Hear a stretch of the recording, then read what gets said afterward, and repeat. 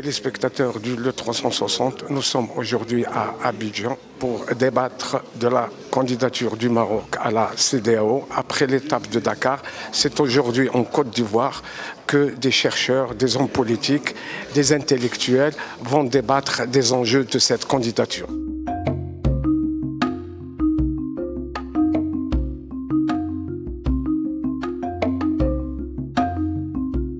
Je suis Roukiatou Ampateba, une des filles de Amadou Ampateba, et je dirige la fondation du même nom. Donc je remercie l'Institut Amadeus d'avoir bien voulu associer Amadou Ampateba à cet exercice participatif et consultatif sur l'adhésion du Maroc à la CEDEAO. Je salue cette démarche qui témoigne du souci du Maroc de ne pas imposer cette entrée, mais de le faire en concertation, pas seulement au niveau politique, mais avec la population. Et je pense que de ces échanges, de ce dialogue productif, naissent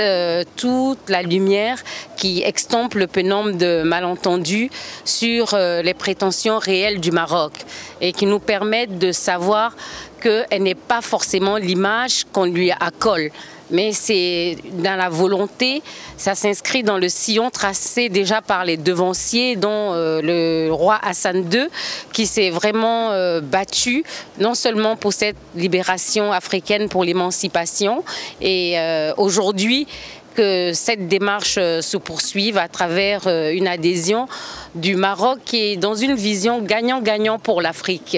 Parce que face à tous les défis qui assaillent le continent, l'enjeu réel est que tous les fils de race blanche comme noire à l'échelle du continent se donnent la main pour faire de cette CEDEAO un creuset où nous pourrons aller en force pour parler de l'Afrique, de ses problèmes. Donc c'est l'Afrique face à elle-même et face à ces problèmes.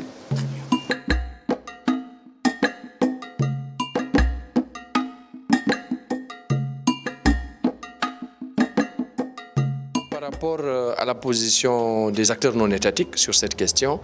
on voit qu'il y a effectivement une évolution dans la mesure où effectivement au début il y avait beaucoup de réticences, il y avait des inquiétudes et effectivement après beaucoup de discussions, d'échanges, d'explications et parfois même d'explicitation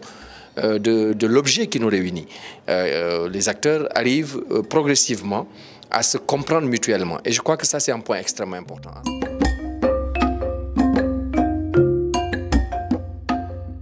Oui, je pense que tous les enjeux qui sont soulevés à la fois au point de vue économique, au point de vue sécuritaire et au point de vue aussi culturel demandent ou nécessitent un dialogue plus approfondi. Et de telles occasions qui sont ouvertes, qui établissent des échanges, la communication